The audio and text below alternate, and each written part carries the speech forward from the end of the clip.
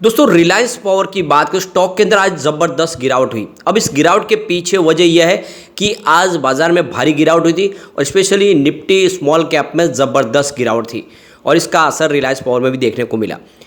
इसके पीछे जो रीजन है उसको समझने की कोशिश करेंगे, आखिर रिलायंस पावर में इतनी बड़ी गिरावट क्या हुई और क्या इस समय में रिलायंस पावर में से निकल जाना चाहिए। स्टॉक ने पिछले दिनों काफ़ी अच्छा प्रदर्शन भी किया, स्टॉक कम समय में डबल भी हुआ, लेकिन अब देख सकते हो कि स्टॉक में दबाव देखने को मिल रहा है। तो आगे की क्या संभावना उसको जानने की कोशिश करेंगे और रिलायंस पावर के अंदर क्या क्या प्लस पॉइंट है और इसके क्या ये माइनस पॉइंट है, क्या इसकी वीकनेस है, जानने की कोशिश करेंगे, जिससे आपको समझ में आसानी हो जाएगी कि आगे आपको क्या रणनीति अपनानी चाहिए रिलायंस पावर को लेकर। क्या इसको लॉन्ग टर्म के लिए होल्ड किया जा सकता है या फिर शॉर्ट टर्म में इस समय प्रॉफिट बुक करके निकल जाए। लेकिन फ्रेंड उससे पहले अगर आप पहली बार हमारे चैनल पे आए तो चैनल को सब्सक्राइब कर दीजिए, एक बेल आइकॉन दबा दीजिए ताकि जब भी नया वीडियो बने पहला नोटिफिकेशन आपको मिले। वीडियो पसंद आए तो लाइक शेयर जरूर कीजिए। चलो फ्रेंड्स वीडियो स्टार्ट करते हैं। मैं हूं आपका दोस्त SB दवे और हमारे अपने चैनल ऑनलाइन कमाई में आपका बहुत बहुत स्वागत है। सबसे पहले आज के कारोबार की बात करें तो स्टॉक की शुरुआत 18.50 पर हुई, यही दिन भर का हाई था। तो देख सकते हो कि शुरुआत निगेटिव हुई क्योंकि क्लोजिंग फ्राइडे की 18.85 के आसपास थी। इंट्राडे में 17.70 का लो बना और क्लोजिंग बिल्कुल नीचे की तरफ रही 17.75 पर, जहाँ पे 5.84% की बड़ी गिरावट देखने को मिली। वैसे इस स्टॉक ने काफ़ी ज़बरदस्त प्रदर्शन भी किया है, ₹1 के आसपास था 2020 में। उस हिसाब से देखें तो स्टॉक ऑलरेडी मल्टी बैगर साबित हुआ है। वैसे ये 25 तक भी जाके आया है।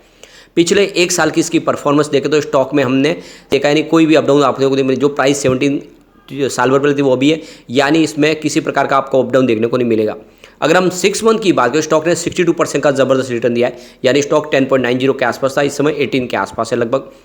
लेकिन 1 मंथ के हिसाब से देखते हैं यहाँ पे 15% की वापस गिरावट हो चुकी है।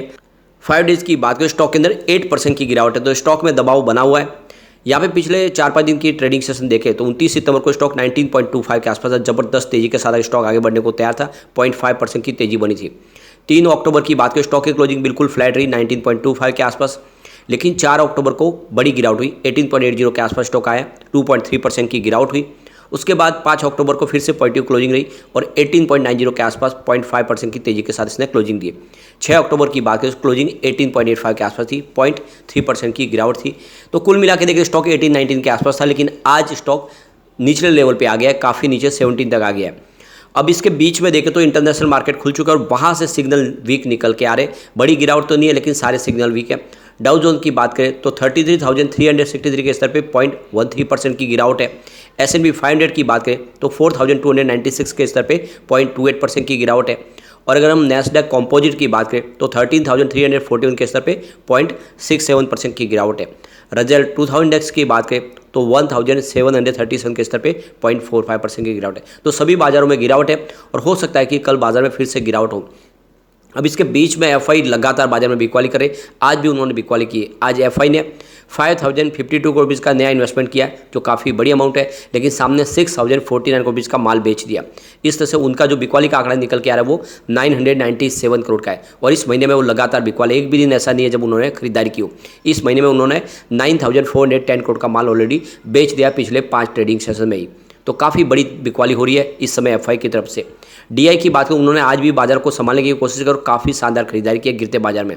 आज 8,216 करोड़ का नया इन्वेस्टमेंट किया है DI ने, सामने 5,555 करोड़ रुपीज़ का ही उन्होंने माल बेचा है। इस तरह से उनका जो खरीदारी का आंकड़ा निकल के आ रहा है 2,661 करोड़ का ज़बरदस्त पॉजिटिव है। इस महीने में उन्होंने 7,096 करोड़ का माल खरीद लिया है, लेकिन उनकी खरीदारी के सामने जो बिकवाली है वो FI की ज़्यादा है। अब ये जो गिरावट हुई इसके पीछे वजह यह है कि जो रसिया और यूक्रेन का युद्ध शुरू हुआ उस समय देख जैसे माहौल बिगड़ा था, उसी तरह से अब इजराइल और हमास का मामला जो बिगड़ा है, जो युद्ध शुरू हुआ उसका असर हमारे बाजार पे भी देखने को मिला और दूसरे ग्लोबल मार्केट में भी देखने को मिला। इससे मतलब यह है कि जो इजराइल से संबंधित कंपनियां हैं जहाँ पे हमारा कारोबार है उन सबको यहाँ पे नुकसान हो सकता है। सबसे बड़ा जो झटका लग रहा है वो है India, UAE, Saudi Arabia, Israel के बीच में जो एक इकोनॉमिक कॉरिडोर बनने जा रहा है आने वाले समय में, उसको लेकर यहाँ पे सवाल उठने लगे, उसके ऊपर प्रॉब्लम आ सकती है। अब इसके पीछे वजह यह है कि ये जो मिडिल ईस्ट कॉरिडोर बनने जा रहा है जो यूरोप तक जाएगा, इसमें देखें तो इजराइल और UAE, सऊदी अरेबिया दोनों का सहयोग है और सऊदी अरेबिया इस समय देखें तो हमास के सपोर्ट में आए और इस वजह से हो सकता है कि कुछ और ये टेंशन आगे बढ़े, तो ये हमारा जो कॉरिडोर है खटाई में पड़ सकता है। इस कॉरिडोर का जो सबसे बड़ा एक मुख्य उद्देश्य है कि जो ग्रीन हाइड्रोजन है उसको भी दूसरे देशों तक पहुंचाना, यानी एक्सपोर्ट करना। और आपको पता होगा ग्रीन हाइड्रोजन को बनाने में विंड एनर्जी और सोलर एनर्जी का योगदान होता है, और रिलायंस पावर जो विंड एनर्जी में भी काम कर रही है और सोलर एनर्जी में भी काम कर रही है, इसीलिए यहाँ पे रिलायंस पावर को भी इसका निगेटिव इफेक्ट देखने को मिला। क्या आने वाले समय जो ग्रीन हाइड्रोजन का हमारा सपना है वो सपने में कुछ प्रॉब्लम आ सकती है, क्योंकि अगर ये कॉरिडोर नहीं बनेगा तो फिर एक्सपोर्ट कैसे करेंगे ग्रीन हाइड्रोजन को, जो इंडिया से विश्व के दूसरे देशों में एक्सपोर्ट करने की प्लानिंग इंडिया ने कर ली है। ग्लोबल हब बनना चाहता है इंडिया ग्रीन हाइड्रोजन के मामले में, और इसी की वजह से आज माहौल गिरा है और रिलायंस पावर के शेयर में भी गिरावट देखने को मिली। अब ये आगे जाके देखना होगा क्या ये मामला पटरी पे आ जाएगा, और अगर ऐसा हो जाएगा तो फिर से एक तेजी का वातावरण बन सकता है। अब रिलायंस पावर के लिए पॉजिटिव पॉइंट क्या और नेगेटिव पॉइंट उसको एक बार देख लेते हैं, तो अच्छे से हम एनालिस करेंगे। तो पहला पॉजिटिव पॉइंट और ये है एनुअल रेवेन्यू 2.55% की वृद्धि दिखा रही है, जो 7,882 करोड़ के आसपास था। सेकंड जो पॉइंट है वो निगेटिव है, क्वार्टरली रेवेन्यू 6.84% गिरा है, जो 1,958 करोड़ के आसपास रहा। तीसरा पॉइंट है वो पॉजिटिव और वो है एनुअल नेट प्रॉफिट, जिसमें 22% की वृद्धि देखने को मिल रही है।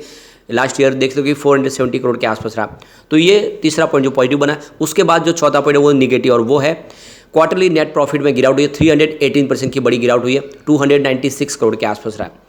ये अगला जो निगेटिव पॉइंट है वो है स्टॉक की प्राइस में 1.71% की वृद्धि हुई है, जबकि सेक्टर की बात करें तो 9.08% की अच्छी खासी वृद्धि हुई है। और इसके बाद अगला जो और निगेटिव पॉइंट है वो है प्राइस टू अर्निंग रेशियो, यानी 11 के आसपास है, जो काफ़ी बड़ा निगेटिव -11 है, ये निगेटिव पॉइंट बन रहा है। अगला और निगेटिव पॉइंट है वो है डेट टू इक्विटी रेशियो, जो 1.83 के आसपास है, जो हायर देन 1%, ये 1 के आगे है, तो ये देखो ये भी एक निगेटिव पॉइंट बन रहा है। अगला एक और पॉइंट निगेटिव और वो है रिटर्न ऑन इक्विटी, जो -4.05% है, लेस देन 10% है, तो ये भी इसके लिए एक निगेटिव पॉइंट बन रहा है। इसके अलावा अगर आप देखें तो म्यूचुअल फंड की होल्डिंग इस समय 0.11% के आसपास है, ये एक न्यूट्रल आप देखें तो इसका आपको पॉइंट दिखाई देगा। अगला जो पॉइंट है वो है प्रमोटर शेयर होल्डिंग पैटर्न 24.99% के आसपास है, तो ये भी जो पॉइंट है ये न्यूट्रल बन रहा है। अगला एक पॉइंट है वो है निगेटिव और वो है इंटरेस्ट कवरेज रेशियो 0.88% के आसपास है, जो लेस देन 1% है, तो ये इसके लिए एक निगेटिव पॉइंट बन रहा है। अगला पॉइंट पॉजिटिव और वो है प्रमोटर के कोई भी गिरवी शेयर नहीं है, सारे शेयर फ्री है। तो यहाँ पे एक टोटल निगेटिव पॉइंट की बात करें, यहाँ पे 7 निगेटिव पॉइंट निकल के आ रहे हैं रिलायंस पावर में।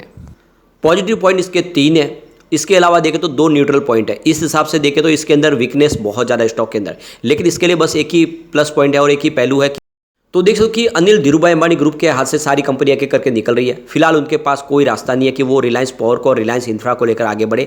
एक एक कंपनियां नीलाम हो चुकी है और बाकी जो है वो भी लाइन में खड़ी है कतार में, सारी नीलाम होने वाले, चाहे रिलायंस कैपिटल हो, रिलायंस कम्युनिकेशन हो या फिर रिलायंस फाइनेंस की दूसरी जो कंपनियां, सारी कंपनियां नीलाम हो रही है। तो ऐसे में आप समझ सकते हो उनके पास दूसरा कोई रास्ता भी नहीं है, तो इसीलिए आने वाले समय इसी कंपनी को लेकर आगे बढ़ना पड़ेगा। अगर हम इसके रिवेन्यू की बात करें तो रिवेन्यू थोड़ा सा कम हुआ है। जून 2022 में 2145 करोड़ के आसपास था, जून 2023 में ये घट के 1959 करोड़ के आसपास रहा, मार्च में 1856 करोड़ के आसपास था। तो क्वार्टर ऑन क्वार्टर बेसिस पर रिवेन्यू थोड़ा सा बड़ा जरूर है, लेकिन ईयर ऑन बेसिस पर रिवेन्यू कम हुआ है। अब यहाँ पे प्रॉफिट लॉस की बात करें, जून 2022 में कंपनी को 102 करोड़ का लॉस था, जून 2023 में ये बढ़ के 296 करोड़ तक पहुँच गया, तो भारी लॉस हुआ है कंपनी को। लेकिन मार्च काफ़ी शानदार था, कंपनी को पहली बार 2-3 क्वार्टर के बाद 257 करोड़ का शानदार प्रॉफिट हुआ था, और आशा करें कि इस बार भी प्रॉफिट बढ़ेगा, क्योंकि देख सकते हो कि इलेक्ट्रिसिटी कंजम्पशन ज़बरदस्त बढ़ा है और इसका फ़ायदा देखने को मिल सकता है, क्योंकि कंपनी का डिस्ट्रीब्यूशन का कामकाज है। कंपनी फॉजिल फील्ड्स और नॉन फॉजिल फील्ड्स दोनों में ही काम करती है।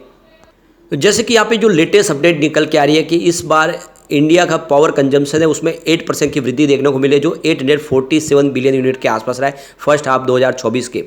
अब आप देख सकते हो कि इसको पिछले साल अगर देखें तो पिछले साल ये 786 यूनिट के आसपास था, तो ज़बरदस्त वृद्धि हुई। अप्रैल से सितंबर के दौरान देखें तो इलेक्ट्रिसिटी कंजम्पशन बढ़ा है, और जिस तरह से आंकड़े उत्साहवर्धक है, ये इशारा करे कि इस बार रिजल्ट बेहतर रह सकता है। अगर रिजल्ट बेहतर रहेगा तो फिर यहाँ पे एक शानदार तेजी भी आ सकती है। तो जो लॉन्ग टर्म इन्वेस्टर है वो बने रहे। अगर आप शॉर्ट टर्म इन्वेस्टर है तो इस समय बाजार के सेंटीमेंट बिगड़े हुए, आपको प्रॉफिट मिल रहा है तो प्रॉफिट बुक कर सकते हैं। लेकिन फ्रेंड, कोई भी इन्वेस्टमेंट करने से पहले अपने फाइनेंशियल एडवाइजर से बड़े ले ले या अपना खुद का रिसर्च करें, क्योंकि मैंने वीडियो आपके एजुकेशनल पर्पज के लिए ही बनाया। वीडियो पसंद आए तो लाइक से जो कीजिए और चैनल को सब्सक्राइब कर दीजिए। Thank you friend.